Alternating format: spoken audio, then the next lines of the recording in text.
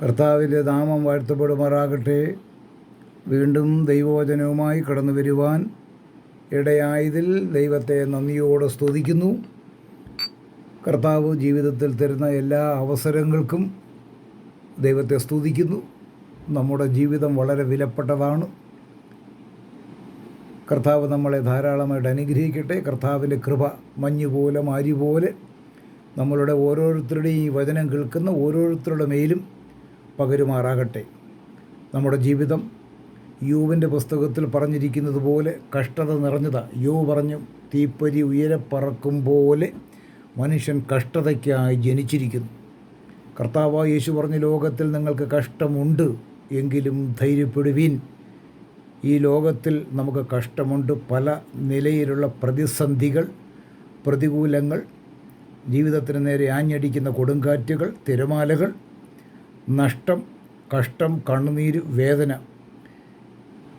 ഈ ലോകം നമുക്ക് തരുന്നത് ഇതൊക്കെയാണ്. എന്നാൽ ഇതിൻ്റെ മധ്യത്തിൽ തളർന്നു പോകാതെ നമ്മളെ ഉറപ്പിച്ച് ബലപ്പെടുത്തുന്ന, ധൈര്യപ്പെടുത്തുന്ന, നമ്മുടെ ചുവടുകളെ മുന്നോട്ട് വയ്ക്കുവാൻ നമ്മളെ പ്രേരിപ്പിക്കുന്ന കർത്താവിൻ്റെ കരുത്തുറ്റ കരം നമുക്കുള്ളത് കൊണ്ട് പ്രിയപ്പെട്ടവരെ, നമുക്ക് തളരേണ്ട ആവശ്യമില്ല. നമ്മുടെ കർത്താവിനെ തന്നെ നമുക്ക് നോക്കിക്കൊണ്ട് കർത്താവിനെ അനുഗമിപ്പാൻ നമുക്ക് കഴിയുന്നു എങ്കിൽ പ്രതികൂലത്തിൻ്റെ മധ്യത്തിൽ ഉറപ്പിച്ച് നിർത്താൻ നമ്മുടെ കർത്താവ് മതിയായവൻ തന്നെയാണ്. ശാശ്വതമായ ഭവനത്തിൽ എത്തിക്കുവോളം നമ്മളെ ചേർത്ത് നിർത്തി അണച്ച് നമ്മുടെ പരാജയം, നമ്മുടെ തോൽവി എല്ലാം ജയകരമാക്കി തീർക്കുവാൻ നമ്മുടെ കർത്താവ് വിശ്വസ്തൻ തന്നെയാണ്. കർത്താവിൻ്റെ വാഗ്ദത്തങ്ങൾ നമുക്കുണ്ട്. ഞാൻ നിന്നെ ഒരു നാളും കൈവിടുകയില്ല, ഉപേക്ഷിക്കുകയുമില്ല എന്ന് എബ്രായ ലേഖനത്തിലും സങ്കീർത്തനത്തിലും പറഞ്ഞിട്ടുണ്ട്. ഇങ്ങനെ പറയുവാൻ ആരാലും സാധ്യമല്ല. നമ്മുടെ കർത്താവ് തന്നിരിക്കുന്ന വാഗ്ദത്തങ്ങളെ മുറുകെ പിടിച്ചുകൊണ്ട് ദൈവവചനത്തെ നമ്മുടെ നെഞ്ചിലേറ്റിക്കൊണ്ട് അതെ കർത്താവിനോട് നമുക്ക് ചേർന്ന് നടക്കാം.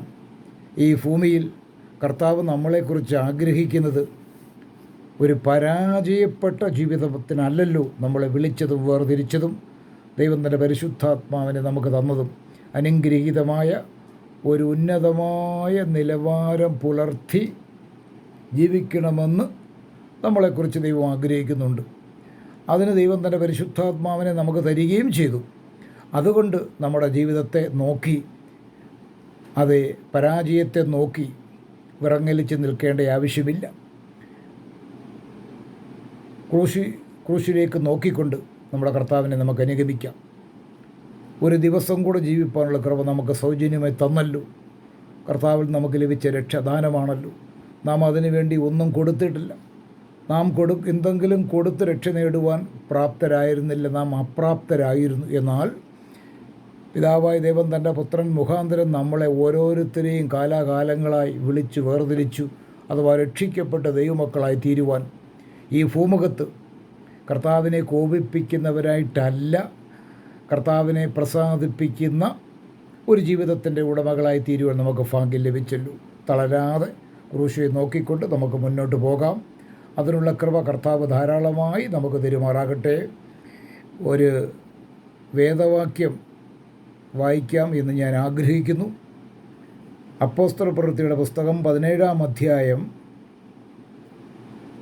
അതിൻ്റെ 30-ാം വാക്യം ഇപ്രകാരം വായിക്കുന്നു.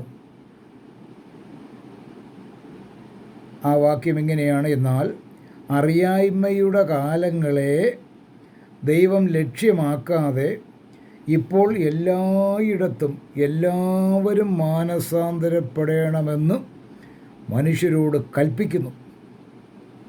ഇത് പൗലോസാണ് പറയുന്നത്. കർത്താവിൻ്റെ അതേ ദാസനായ അപ്പോസ്തലനായ പൗലോസ് പറയുകയാണ്, എന്നാൽ അറിയായ്മയുടെ കാലങ്ങളെ ദൈവം ലക്ഷ്യമാക്കാതെ, എന്ന് വെച്ചാൽ പൂർവ്വകാലങ്ങളെ ദൈവം കണക്കിടുന്നില്ലെന്ന്.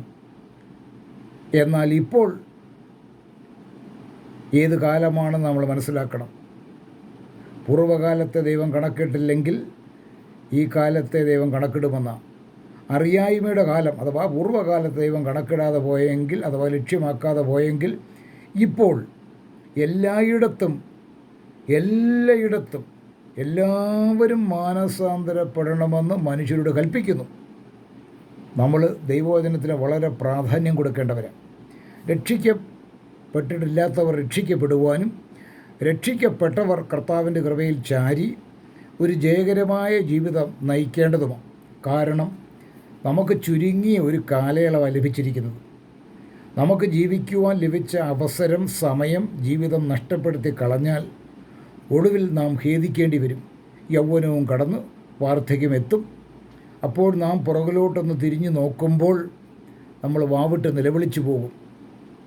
കഴിഞ്ഞ നാളുകളിൽ പോയ വഴികളെ, ജീവിതത്തെ ഒന്ന് വിലയിരുത്തുമ്പോൾ നമ്മൾ വളരെ നിരാശപ്പെടേണ്ടി വരും. കാരണം യൗവന തിളപ്പിൽ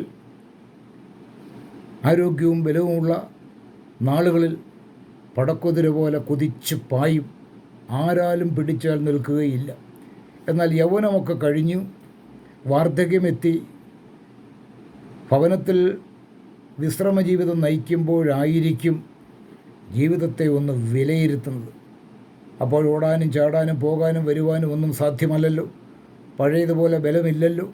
അപ്പോഴായിരിക്കും ജീവിതത്തെ ഒന്ന് പുറകിലോട്ട് തിരിഞ്ഞു നോക്കി അനേകരും വാവിട്ട് നിലവിളിക്കും, കർത്താവിന് വേണ്ടി ജീവിക്കുവാൻ കഴിഞ്ഞില്ലല്ലോ, എത്രമാത്രം ദൈവത്തെ കോപിപ്പിച്ച് ജീവിച്ചു, രഹസ്യ ജീവിതം, പരസ്യ ജീവിതം, അത് നന്നായിരുന്നില്ലല്ലോ എന്നുള്ള ഒരു കുണ്ഠിതമുണ്ടാകാതിരിക്കണമെങ്കിൽ ഇന്ന് കർത്താവ് തന്ന ഈ സമയം കർത്താവിന് വേണ്ടി സമർപ്പിക്കുക വലിയ ഭാഗ്യമാണ്. ഇവിടെ അപ്പോസ്തലനായ പൗലോസ് പറയുക, അറിയായ്മയുടെ കാലങ്ങളെ ദൈവം ലക്ഷ്യമാക്കാതെ ഇപ്പോൾ എന്ന് വെച്ചാൽ ഈ കൃപായുഗ കാലയളവ്, ഈ കൃപായുഗ കാലയളവിൽ നമുക്ക് രക്ഷിക്കപ്പെടുവാൻ, അത് സകലർക്കും രക്ഷിക്കപ്പെടുവാൻ ദൈവം അവസരം കൊടുത്തിരിക്കുക. പെന്തക്കോസ്ത് നാളിൽ ആരംഭിച്ച കൃപായുഗം, അതെ, ആ പെന്തക്കോസ്ത് നാളിലാണ് കൃപായുഗം ഈ ഭൂമിയിൽ ആരംഭിച്ചത്.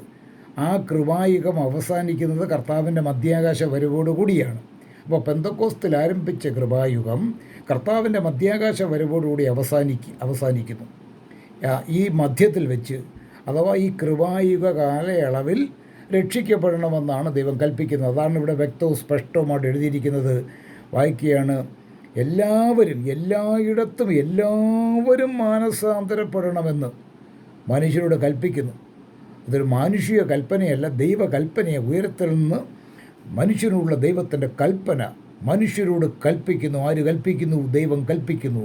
ദൈവം ഭൂമിയിൽ അയച്ച തൻ്റെ പുത്രൻ മുഖാന്തരം രക്ഷിക്കപ്പെടണമെന്ന്, ഭാവിയിൽ വരുവാനുള്ള ആ ഭയങ്കര ന്യായവിധിയിൽ നിന്ന് അത് വിടുവിക്കപ്പെടുവാൻ ഏകമാർഗം, ഒരേ ഒരു മാർഗം ഇന്ന് ജീവനോടിരിക്കുന്ന ആർക്കും, ഇന്നേക്ക് 2000 വർഷങ്ങൾക്ക് മുമ്പ് കാൽവറി ക്രൂശിൽ മനുഷ്യവർഗത്തിൻ്റെ പാപമെല്ലാം വഹിച്ചു, അതേ ക്രൂശിൽ തൂങ്ങി മരിച്ചു അടക്കപ്പെട്ട് ഉയർത്തെഴുന്നേറ്റ കർത്താവിൽ ആശ്രയിച്ചാൽ ഭാവിയിൽ വരുവാനുള്ള ഭയങ്കര ന്യായവിധിയിൽ നിന്ന് രക്ഷ പ്രാപിക്കാമെന്ന് ദൈവത്തിൻ്റെ പരിശുദ്ധാത്മാവ് മനുഷ്യരോട് കൽപ്പിക്കുക. അതെ, അത് മാനുഷിക കൽപ്പനയല്ല, അത് സ്വർഗത്തിൽ നിന്നുള്ള ദൈവത്തിൻ്റെ കൽപ്പനയാണ്. വ്യക്തവും സ്പഷ്ടവുമായിട്ട് പറയുകയാണ്. എത്രയോ ഘനമുള്ള ഒരു വേദവാക്യമാണ്. ഇപ്പോൾ എന്ന് വെച്ചാൽ ഈ കൃപായുഗ കാലയളവിൽ രക്ഷിക്കപ്പെടുവാനുള്ള അവസരം ഓരോ മനുഷ്യർക്കും ദൈവം അത് നൽകിയിരിക്കുകയാണ്. തൻ്റെ വചനം തൻ്റെ ദാസന്മാർ മുഖാന്തരം ഇന്ന് ലോകത്തിൻ്റെ സകല ഇടങ്ങളിലും കൽപ്പിച്ചുകൊണ്ടിരിക്കുക. കേട്ടിട്ടും കേൾക്കാതെ ഭാവം നടിച്ച് അനേകരും തങ്ങളുടെ വഴിയിൽ കൂടെ സഞ്ചരിച്ച് അതേ ഒടുവിൽ നിത്യനാശത്തിലേക്ക് പോകുന്നൊരു കാഴ്ച നമുക്ക് കാണാം. മനുഷ്യൻ വരുത്തിവെച്ച വിന, അതേ മനുഷ്യൻ വരുത്തിവെച്ച പാപമാകുന്ന വിന നീക്കുവാൻ നമ്മുടെ കർത്താവ് സ്വർഗത്തിലെ മഹിമകൾ വെടിഞ്ഞ് ഈ താണലോകത്തിലേക്ക് വന്നു. പ്രിയമുള്ളവരെ, ഈ കൃപായുഗ കാലയളവിൽ രക്ഷിക്കപ്പെടുന്നത് വലിയ ഭാഗ്യമാണ്. കർത്താവിനെ ഭരിക്കപ്പെടുക. ഇവിടെ അപ്പോസ്തലൻ പറയും, ഇപ്പോൾ എല്ലായിടത്തും എല്ലാവരും മാനസാന്തരപ്പെടണമെന്ന് ദൈവം അതേ മനുഷ്യരോട് കൽപ്പിക്കുന്നു. അതെ, മനുഷ്യൻ്റെ കൽപ്പന പോലെയല്ല, ദൈവകൽപ്പന ലംഘിക്കുന്നതും അവഗണിക്കുന്നതും മുന്നോട്ട് കുതിച്ചു പായുന്നതും നമുക്ക് അപകടമാണ്. ഒരുപക്ഷെ ഇവിടെ യാതൊന്നും സംഭവിച്ചില്ല എന്ന് വന്നേക്കാം. പക്ഷേ മരണ അനന്തരം നാം എവിടെയായിരിക്കും നമ്മുടെ നിത്യത കഴിക്കുന്നത് എന്ന് നാം ഒന്ന് സ്വയം വിലയിരുത്തേണ്ട ആവശ്യമാണ്. മരണശേഷം ചിന്തിക്കുവാനും തിരഞ്ഞെടുക്കുവാനും അനുസരിക്കുവാനുള്ള അവസരമില്ല. ഈ കൃപായുഗ കാലയളവിൽ മാത്രമാണ് ദൈവം രക്ഷിക്കപ്പെടുവാൻ മനുഷ്യവർഗത്തിന് സാവകാശം അനുവദിച്ചിരിക്കുന്നത്. അതുകൊണ്ടാണ് 24 മണിക്കൂറും സദാ ദൈവത്തിൻ്റെ വചനം മനുഷ്യരോട് ഘോഷിക്കുക. ദൈവം തൻ്റെ ദാസന്മാർ മുഖാന്തരം എല്ലായിടത്തും എല്ലാവരും മാനസാന്തരപ്പെടണം അഥവാ രക്ഷിക്കപ്പെടണമെന്ന് കൽപ്പിക്കുന്നു. എന്തുകൊണ്ട്? 31 വാക്യത്തിൽ വായിക്കുന്നു, താൻ നിയമിച്ച പുരുഷൻ മുഖാന്തരം ലോകത്തെ നീതിയിൽ ന്യായം വിധിക്കും. അതെ, ഒരു ദിവസം അതിന് നിശ്ചയിച്ചിട്ടുണ്ടെന്ന്. അതെ, 30, 31 അത് വായിച്ച് നാം രക്ഷിക്കപ്പെടാത്ത വ്യക്തികളാണെങ്കിൽ രക്ഷിക്കപ്പെടേണ്ടത് ഏറ്റവും ആവശ്യമാണ്. താൻ നിയമിച്ച പുരുഷൻ ആരാണ്? താൻ നിയമിച്ച പുരുഷൻ ദൈവം ലോകത്തിൽ അയച്ച തൻ്റെ പ്രിയ പുത്രൻ. താൻ നിയമിച്ച പുരുഷൻ മുഖാന്തരം ലോകത്തെ നീതിയിൽ ന്യായം വിധിപ്പാൻ അവൻ ഒരു ദിവസത്തെ നിശ്ചയിച്ചിട്ടുണ്ടെന്നുള്ള കാര്യം മനുഷ്യൻ അറിയണം. അതുകൊണ്ട് പ്രിയമുള്ളവരെ, നാം ഈ കർത്താവിന് വേണ്ടി ജീവിതം സമർപ്പിച്ച് കർത്താവിന് വേണ്ടി ജീവിക്കുന്ന വലിയ ഭാഗ്യമാണ്. അനുഗ്രഹീതമായ ജീവിതത്തിനാണല്ലോ ദൈവം തൻ്റെ പുത്രനെ നമുക്ക് തന്നത്. പാപം മനുഷ്യനെ ബന്ധിച്ചു. പാപം മനുഷ്യ ജീവിതം തകർത്ത് തരിപ്പണമാക്കിയെങ്കിൽ അതിന് പരിഹാരം ക്രിസ്തുവിലുണ്ട്. നമുക്ക് ആ ക്രൂശിൻ്റെ ചുവട്ടിലേക്ക് ചെന്നുകൊണ്ട് കർത്താവെ എന്നെ രക്ഷിക്കണമെന്ന് അപേക്ഷിച്ചാൽ കർത്താവ് രക്ഷിപ്പാൻ വിടുവിപ്പാൻ സർവശക്തൻ തന്നെയാണ്. നമ്മളെ കൈവിടുകയില്ല, ഉപേക്ഷിക്കുമില്ല. ഈ വചനം എത്ര വ്യക്തവും സ്പഷ്ടമായിട്ടാണ് പറയുന്നത്. താൻ നിയമിച്ച പുരുഷൻ മുഖാന്തരം ലോകത്തെ വരും നാളുകളിൽ നീതിയിൽ തന്നെ ന്യായവിധി. ഈ ലോകത്ത് നീതിയില്ല, ന്യായവുമില്ല. എന്നാൽ ഭാവിയിൽ ദൈവം മനുഷ്യവർഗത്തെ ദൈവം രക്ഷ ദാനമായി ഒരുക്കി. ആ രക്ഷ വിശ്വാസത്താൽ കരസ്ഥമാക്കുവാൻ മനുഷ്യവർഗത്തിന് ദൈവം അവസരം കൊടുത്തിട്ടും അവഗണിച്ച് മുന്നോട്ട് പോയാൽ ഭാവിയിൽ ഒരു ന്യായവിധിയുണ്ടെന്നും ആ ന്യായവിധി എന്ന് പറയുന്നത് നിത്യ നരകമായിരിക്കുമെന്നും വ്യക്തവും സ്പഷ്ടവുമായി ദൈവത്തിൻ്റെ പരിശുദ്ധാത്മാവ് രേഖപ്പെടുത്തി വെച്ചിരിക്കിയാൽ നമ്മുടെ ജീവിതം, പ്രിയമുള്ളവരെ, പാപത്തോട് ചേർന്ന് നിൽക്കുന്നത്, പാപത്തോട് ഇടപെടുന്നത്, പാപത്തോട് സഹകരിക്കുന്നത് എന്നും നമുക്ക് നാശവും വിനയും തന്നെയാണ്. പാപത്തെ വിട്ടൊഴിഞ്ഞ് പാപത്തിൻ്റെ വഴികൾ ഉപേക്ഷിച്ച് കർത്താവിന് വേണ്ടി ജീവിക്കുന്നത് വലിയൊരു ഭാഗ്യമാണ്. ഭക്തൻ പാടിയതുപോലെ സ്വർഗഭാഗ്യം, എത്ര യോഗ്യം.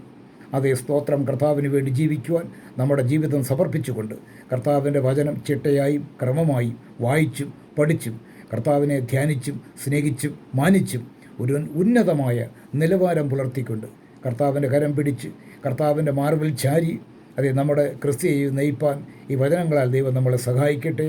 ഏതെങ്കിലും ഈ വ്യക്തികൾ ഈ വചനം കേൾക്കുന്നുണ്ടെങ്കിൽ, രക്ഷിക്കപ്പെടാത്തവരായിട്ട് ആരെങ്കിലും ഉണ്ടെങ്കിൽ അവരോട് പറയാനുള്ളത് വേഗം കർത്താവായ യേശുവിനെ രക്ഷിതാവായി സ്വീകരിച്ച് പാപം പരിഹരിക്കപ്പെട്ട് ഒരു ദൈവവൈതലായി തീരുവാൻ ഈ ഭൂമുഖത്ത് ഒരു അനുഗ്രഹീയ ജീവിതത്തിനിടയാകേണ്ടതിന് അപേക്ഷിക്കുകയാണ്. കർത്താവ് അതിന് കൃപ തരുമാറാകട്ടെ. ഈ വചനത്തിന് നമ്മളെ തന്നെ സമർപ്പിച്ചുകൊണ്ട് കർത്താവിനെ മാർവിൽ ചാരി കരം പിടിച്ച് നമുക്ക് മുന്നോട്ട് പോകാം. ഈ വചനങ്ങളാൽ ദൈവം നമ്മളെ സഹായിക്കട്ടെ, അനുഗ്രഹിക്കട്ടെ. കർത്താവിൻ്റെ ശ്രേഷ്ഠമായ നാമം മഹത്വപ്പെടുമാറാകട്ടെ.